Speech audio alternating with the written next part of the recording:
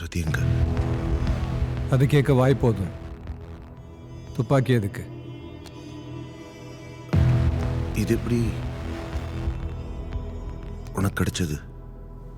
அதை இறக்கு சொல்கிறேன். நீ என்ன சுடணும்னு நினச்சிருந்தா என்ன உள்ளே விட்டு இருக்கவே மாட்டேன். ரதி எங்கன்னு தெரிஞ்சுக்கணும்னா நீ காட்ட வேண்டியது துப்பாக்கி இல்லை, அது. என்கிட்ட இருக்கிற சாப்பாடு வேணும்னா அதுக்கு முன்னாடி ரதி எங்க இருக்கான்னு சொல்லு. இல்லைன்னா உன்னை எப்படி நான் நம்புவேன்? அதை எடுத்து இங்கே வை, சொல்கிறேன். ரதி எங்கே இருக்கான்னு தெரியணுமா வேண்டாமா?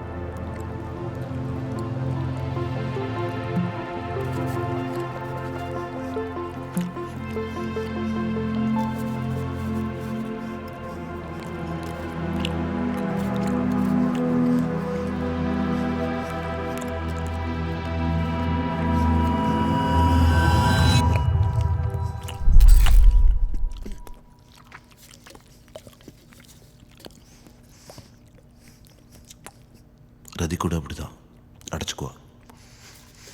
பல வருஷம் பசி அவ்வளோ சீக்கிரம் தீராது. இப்பயாச்சும் சொல்ல, ரதி எங்க? உனக்கு எப்படி அவளோட? காலேஜ் நடந்த பிரச்சனை இல்லை, ரெசிடென்ட்ஸ் கிட்ட சாப்பாடு எடுக்க ஓடணும். இந்த குழப்பத்தில் இந்த தண்ணி குடி.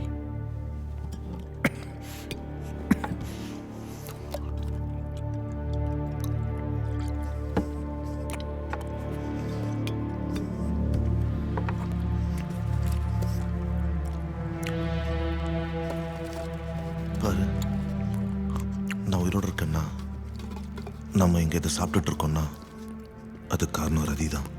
அவன் எங்க இருக்கான்னு சொல்லு. இல்லைன்னா இந்த வீட்டை விட்டு போயிட்டு. நான் தான் அவளை காப்பாற்றினேன். என் ரெடி அவகிட்ட தான் இருக்கு. இங்கே வந்து அதில் சிக்னல் இல்லை. சிக்னல் கடிச்சா ரதியை கண்டுபிடிச்சிடலாம். அப்போ ரதியை கண்டுபிடிக்க நீ உதவி பண்ணு. அது வரைக்கும் நீ இந்த வீட்டில் இருந்துக்கலாம்.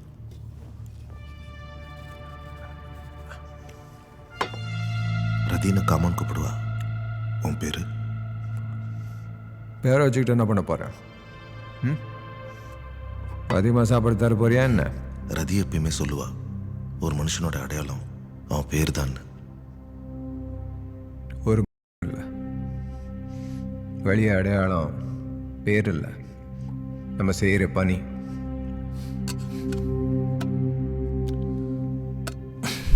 இந்த வீட்டில் அப்படி இல்லை. அதை நீ கூடி சீக்கிரம் புரிஞ்சுப்ப.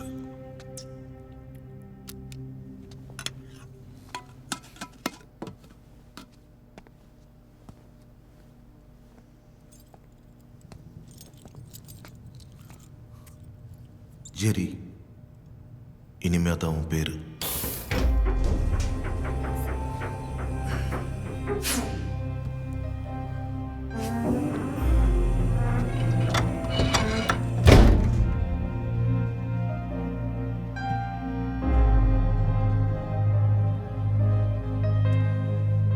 இதான் ரதியோட பெட்ரூம்.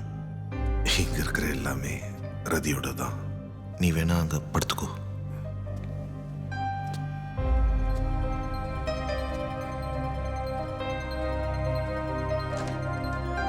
இங்க பாத்ரூம், நீ இதை யூஸ் பண்ணிக்கோ.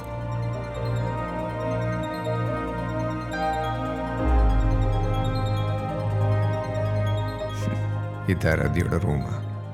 அவ எல்லாத்தையுமே பார்த்து பார்த்து செஞ்சு வச்சிருக்கா.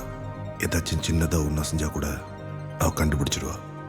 வெயிலையும் வெப்பத்துலேயும் மேலே கஷ்டப்பட்டுட்டு இருக்கோம் நாங்கள். ஆனால் நீங்கள் 2 பேரும் இங்கே சொகுசாக வாழ்ந்துட்டு இருக்கீங்க. இது என்ன உன் சேஃப் ஹவுஸா? ரெசிடென்ஸா? இங்கே தண்ணி ஒரு நாளைக்கு ஒரு தடவை தான் வரும். தண்ணி, சாப்பாடு, கரண்ட் இதை பற்றிலாம் நீ கவலைப்படாத, நான் பார்த்துக்கிறேன்.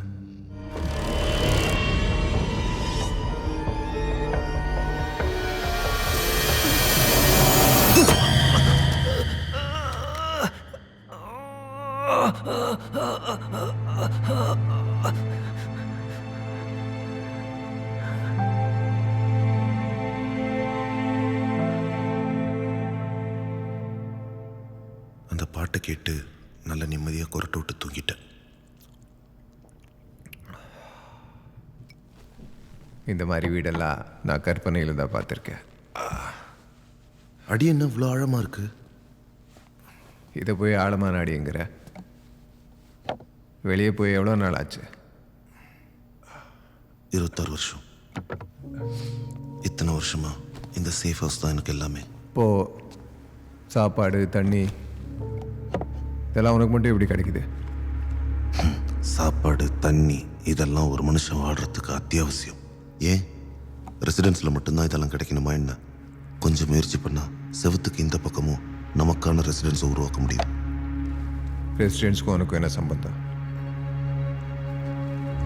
ஆ, ரெசிடென்ஸோட பொருளெல்லாம் உங்ககிட்ட எப்படி இருக்கு? கேட்டுட்டே இருக்கல. வந்த ஒன்று எல்லாத்தையும் தெரிஞ்சுக்கணும்னு நினைக்காத. இப்போ நம்ம நிம்மதியாக இருக்கோம், அவ்வளோதான். அதுக்கான காரணத்தை தேடாத, ரொம்ப யோசிக்காத.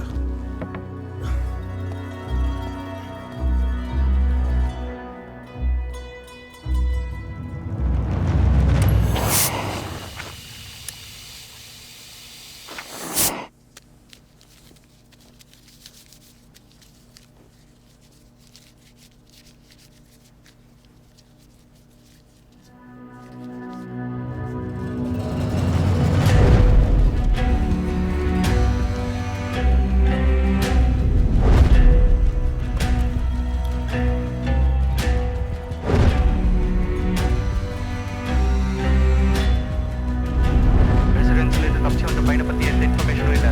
லிபரேட்டர்ஸ் 2 டீமாக பிரிஞ்சு தேடுங்க.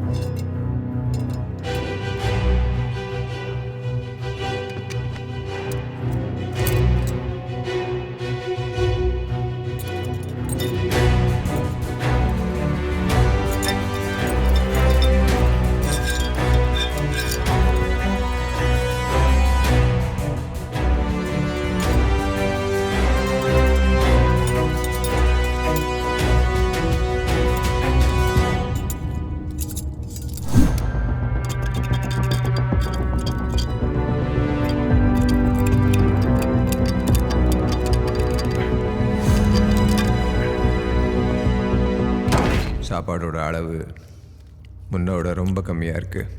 இருக்கிறது தானே தர முடியும். என்கிட்ட இருக்கிறதெல்லாம் தீந்து போயிட்டே இருக்கு. இப்படியே போச்சுன்னா மேலே இருக்கிற நிலைமை தான் இங்கேயும். அது ஒன்றும் அவசியம் இல்லை. நான் இருக்கேன்ல, என்னால் உனக்கு உதவ முடியும். அப்போ ரதியை கண்டுபிடிச்சு கொடு.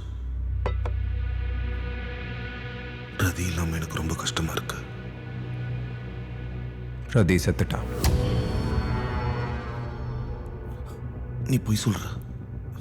என் கண்ணு முன்னாடியே 3 ரெசிடென்ட்ஸ் அவளை கொடூரமாக கதற எடுத்துட்டு போயிட்டாங்க. இருக்காது, போய் சொல்லாத. என்னால் ஒன்றும் பண்ண முடியல. அப்படிதான் அவளோட ரேடியோ எனக்கு கிடச்சிது. அது ரதியா இருக்க வாய்ப்பில்லை. அப்படியே அவள் இன்னும் இங்கே வரல. அவளுக்கு என்ன வழி தெரியாதா? மேலே ரெசிடென்ட் சுற்றி இருப்பாங்க. பைத்திய மாதிரி வளராத. நான் சொல்கிறேன்ல, ரதி செத்துட்டான். இல்ல, நீயும் அதுக்கு ஒரு காரணம். இங்க ஒருத்தர் வாழணும்னா ஒருத்தர் சாகணும்.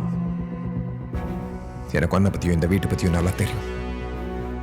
நீங்க இன்னும் எவ்வளவு சாப்பாடு எவ்வளவு தண்ணி இருக்குன்னு எனக்கு காட்டு. இந்த வீட்டுக்குள்ள ஒண்ணு இருக்க விட மாட்டேன். ரதியோட அதிகமா நான் கொண்டு வரேன். உன்னை நம்ப மாட்டேன். நான் திரும்ப திரும்ப சொல்லிக்கிட்டே இருக்கேல்ல.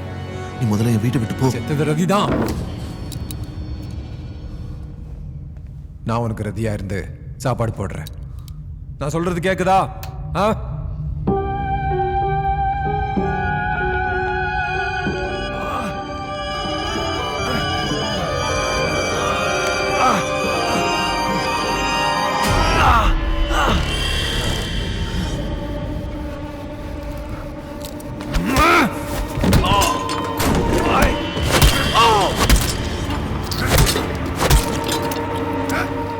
ரதியும் இல்ல, ஜெரியும் இருக்க போறதில்ல.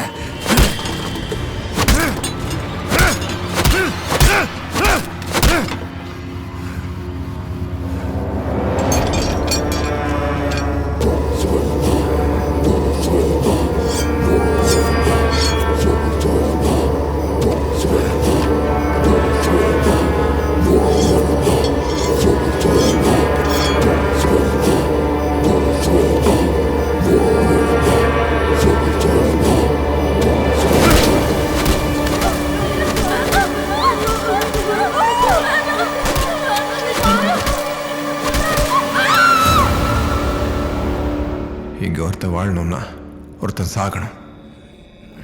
சாவுற அந்த நொடியில மொத்த வாழ்க்கையும் கண்ணு முன்னாடி வந்துட்டு போகும் சொல்லுவாங்க.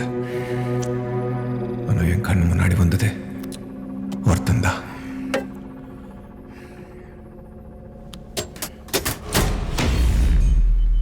இங்க நடந்தது ஜீரணிக்க கொஞ்ச நேரம் ஆகும் தான். மனுஷனோட பசிக்கு எல்லையே இல்லை. தேவைக்கு தின்ற காலம் போய் ஆசைக்கு தின்ன ஆரம்பிச்சோம். இப்போ மனுஷனை தின்னுக்கிட்டு இருக்கோம். ரெசிடென்ட்ஸ் கிட்ட இருந்து தப்பிச்சு உசுருக்கு பயந்து வர்றவங்களுக்கெல்லாம் அடைக்கலம் கொடுத்து சாப்பாடு போடுறது அவங்கள காப்பாத்துறதுக்கு இல்லை, அவங்கள கொன்று சாப்பிட.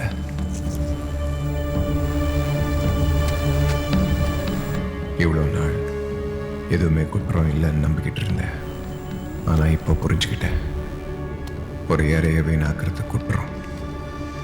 அதுவும் இந்த கலியுகத்துல பெரிய குற்றம்.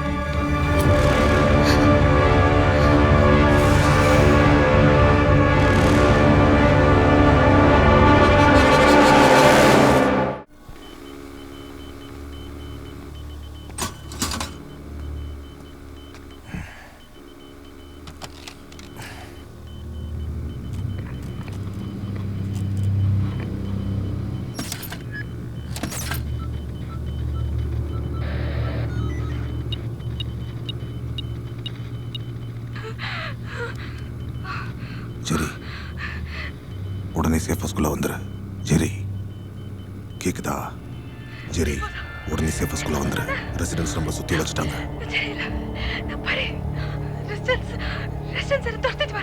என்கிட்ட ரதி, இப்போ இவகிட்ட ஜெரி. காமன், ரதி, டாம், ஜெரி. ரதியை தேடுறேன்னு சொல்லி என்னை சேஃப் ஹவுஸ்குள்ள விட்டான். இப்போதான் புரியுது, அவன் தேடினது ரதியே இல்லை, அவன் வயிறை நிரப்ப ஒரு யார. ஜெரிக்கு தெரியாம ஒன்று எங்க சேஃப் ஹவுஸ்குள்ள விட்டா அவன் என்ன சும்மா விட மாட்டான். என்ன உள்ள விடுப்பேன். ரெசிடென்ஸ்ல பக்கத்துல வந்தாங்க. உன்னை காப்பாத்த போய் நான் மாட்டி போனோன்னு பயமா இருக்கு. என்ன உள்ள விடு, என்ன உள்ள விடு. உனக்கு கண்டிப்பா எந்த பிரச்சனையும் வராது. சரி வந்தோடனே நான்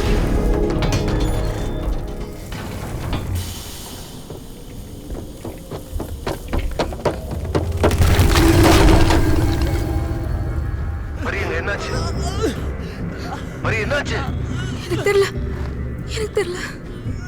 திடீர்னு யாரோ ஒரு பையன் மேல இருந்து கீழே வந்துட்டான். மரியாதை யாரு? மரி, நான் சொல்றது கேளு, ஏதோ தப்பா இருக்கு. அவனை கொன்று. மரி, அவனை கொன்னுட்டு உள்ளவா. யோசிக்க நேரம் இல்ல. மரி, அவனை கொன்னுட்டு உள்ளவா.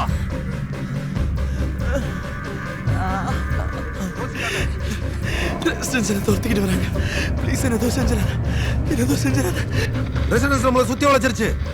உனக்கு வேற வழி இல்ல. அவனை கொல்ல போறியா? அவன் கூட சேர்ந்து சாவ போறியா? எனது பண்ணிடாத, எனது பண்ணிடாத.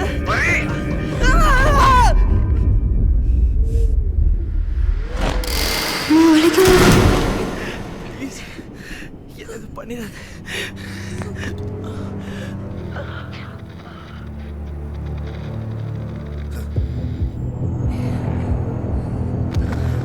வலிக்குது. இழுக்காத.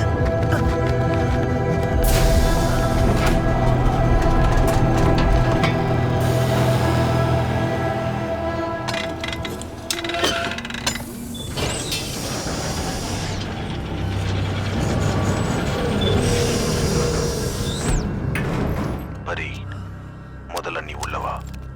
அவனை விட்டு நீ மட்டும் உள்ளவா. அந்த ரெசிடென்ட் பையன் செத்துட்டான்னு நினச்சேன். ஆனால் அங்கே தப்பிச்சு இப்போ தான் அவன் சாவை தேடி வந்திருக்கான். மேலே பசினால சாவறா, இங்கே பசிக்காக சாகடிக்கிறான். வழி தவறி போனவங்க சிலர் மிருகமாக மாறுவாங்க, சிலர் அந்த மிருகத்துக்கு இறையுமாவாங்க.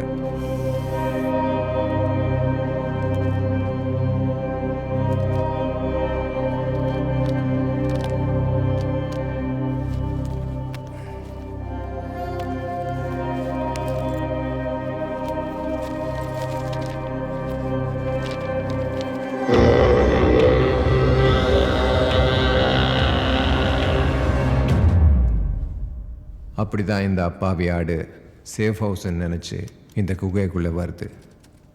ஆனால் பாவம், இந்த ஆட்டுக்கு தெரியாது உள்ளே காத்துட்ருக்கிறது ஒரு வெறி பிடிச்ச நரி.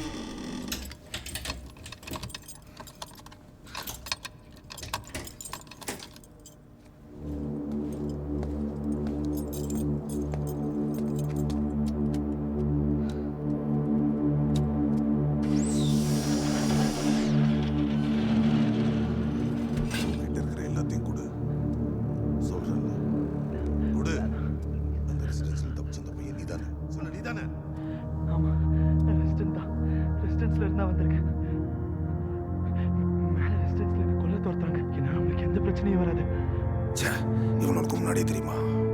உனக்கு இவனை தெரியுமா தெரியாதா? இவ்வளவு நாள் நான் கஷ்டப்பட்டு காப்பாத்துறதெல்லாம் ஒரு நிமிஷத்துல அழிச்சிட்டேன். என் சேஃப் ஹவுஸ்குள்ள ஒரு ரெசிடென்ட்டை கூட்டு வந்திருக்கேன். இப்ப இவனை மொப்பு முடிச்சு மொத்த ரெசிடென்ஸ் உள்ள ஒருத்தர போறாங்க.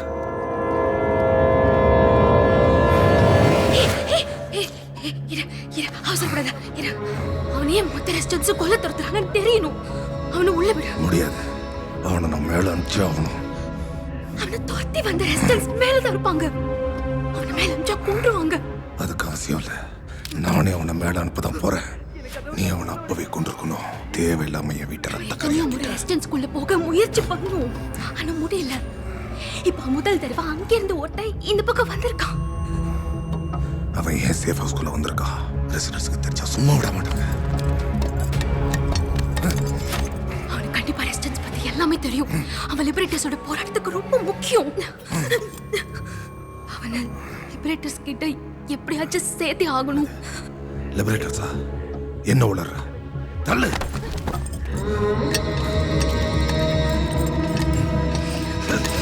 ஒன்னும் செய்ய விட மாட்டேன். அவன் இங்கதான் இருக்கணும். இல்லைன்னா நானும் அவன் கூட போயிடுறேன். நான் தாமஸ். ஜெரி என்ன டாம்னு கூப்பிடுவான். இந்த நாடகத்தில் அவன் எடுக்கிற பேர் டாம். அவன் வைக்கிற பொறி ஜெரி. அவன்கிட்ட மாட்டிக்கிட்ட ஏற பரி. ஜெரியும் இப்படிதான் அடைச்சுக்குவான். கேட்டா பல நாள் பசின்னு கதை சொல்லுவான். அவனுக்கு ஒழுங்கா சாப்பிட சொல்லி கொடுத்தே என் தலைமுடி நரைச்சு போச்சு. அவனை உள்ளதான் விட மாட்டேங்கிற. சரி, அவனுக்கு சாப்பாடாச்சும் கொடுக்கலாம்ல. செய்யற பணியை அடையாளமா வச்சிருக்கிற இந்த காலத்துல பரிங்கிற உன் பேரும் அழகா தான் இருக்கு. மற்றவங்க கண்ணுக்கு கிற்கலை தெரிஞ்சது கூட உன் கண்ணுக்கு வார்த்தையை தெரிஞ்சிருக்கு. உன் டைரியை படிச்ச.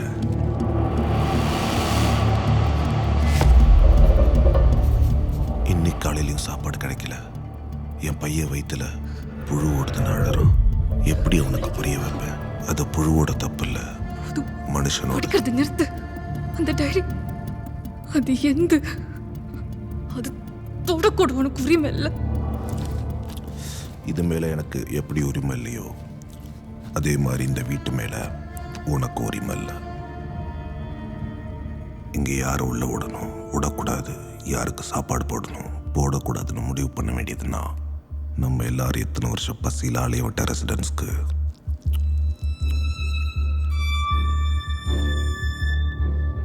பசியோட வழி தெரியட்டும். ஜெரி வர வரைக்கும் அவனுக்கு சாப்பாடு தரமாட்டேன், தண்ணி தரமாட்டேன், அதே மாதிரி கொல்லவும் மாட்டேன்.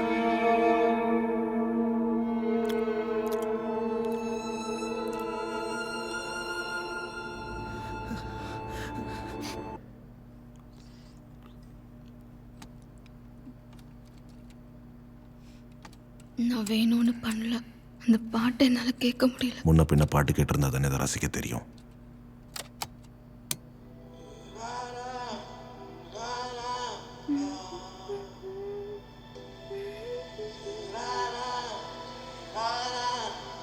உனக்கு எப்படி இந்த பாட்டு தெரியும்? நானும் பாட்டு கேட்டிருக்கேன், ஆனால் ரசிக்க இல்லை, பசிய மறக்க. வெறும் பாட்டு மட்டும்தான் எங்களுக்கு பல நாள் சாப்பாடாக இருந்துரும். பாட்டு கேட்டா பசி தீந்துருமா?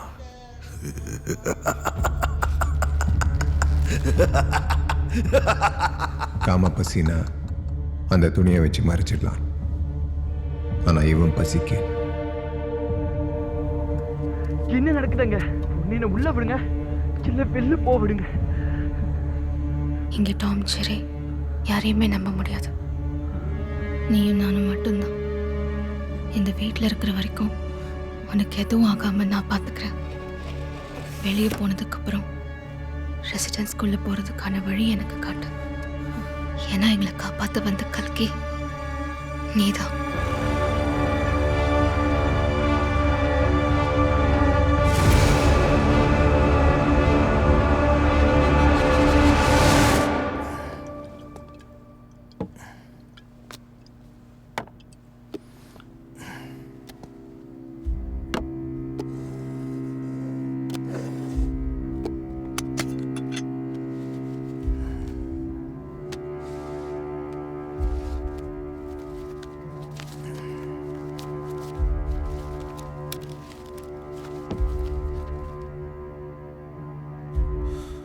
கடந்த காலத்தை கடந்துடலாம், ஆனால் மாற்ற முடியாது. அது கூட வாழ பழகிக்கணும். இல்லை அது நம்ம வாழ்க்கை அழிச்சிடும். ஜெரின்னு வரல. உனக்கு என்ன திடீர்னு ஜெரி மேல அக்கறை? எப்போ அந்த ரெசிடென்ஸ் நாய் மேல கல்கி, அவன் பேர் கல்கி. கல்கிங்கிறது வெறும் கற்பனை. அவன் உன்னை ரெசிடென்ஸ் கூட்டு போவாங்கிறது உன்னோட முட்டாள்தனம். கல்கி ஆசையில் வந்து கற்பனை கிடையாது, நம்பிக்கை. நோஞ்சா மாதிரி இருக்கான். இவ போய் உன்னை காப்பாற்றுவான்னு நினைக்கிற? நீ வேணா இவனை கல்கி நம்பலாம். ஆனா இங்க வறுமை, பஞ்சம், பசி, அழிவு, இந்த ரெசிடென்ஸ் ஈவி இறக்கமே இல்லாம நம்மளை இப்படி கொடுமைப்படுத்துற இந்த ரெசிடென்ட்டை தான் நீ கல்கிங்கிற. ரெசிடென்ஸ் தான் நமக்கு இருக்கிற ஒரே நம்பிக்கை. அந்த நம்பிக்கையை விட்டாலே நிம்மதி கிடைச்சிடும். ஒரு பொய்யை ஆணித்தரமா நம்புறதுனால அது உண்மைன்னு ஆயிடாது, முட்டாள்தனமாக தான் ஆகும். இப்போ உனக்கு புரிகிற மாதிரி சொல்லணும்னா, மடியில் வச்சு கொஞ்சம் வேண்டிய குழந்தைய மனசாட்சியே இல்லாமல் கொன்னது எந்த நம்பிக்கையை கொடுத்துச்சு? மடியில் இருக்கிறது எடு, எடு, சாப்பிடு, சாப்பிடு.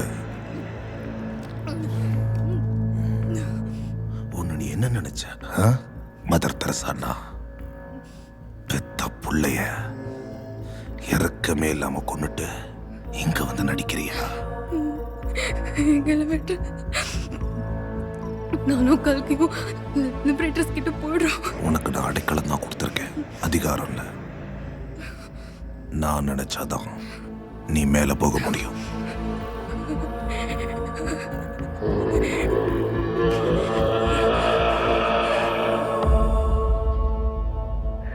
திறமை இல்லாத என்ன மாதிரி ஆட்கள்லாம் ரெசிடென்ஸ்க்கு தேவையில்லை, கொன்றுவாங்க.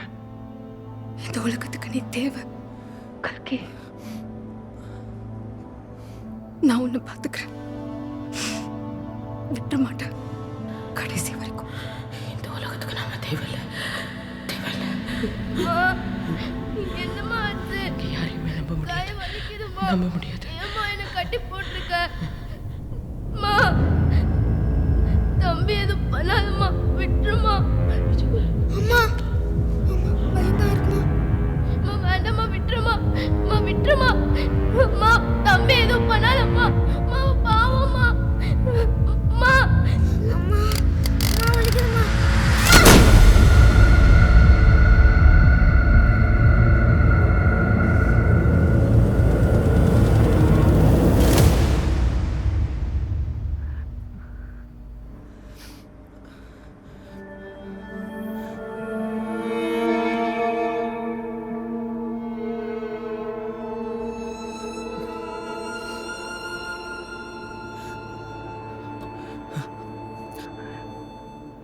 நான் இவ்வளோ நாள் சாப்பிடாம இருந்ததே இல்லை.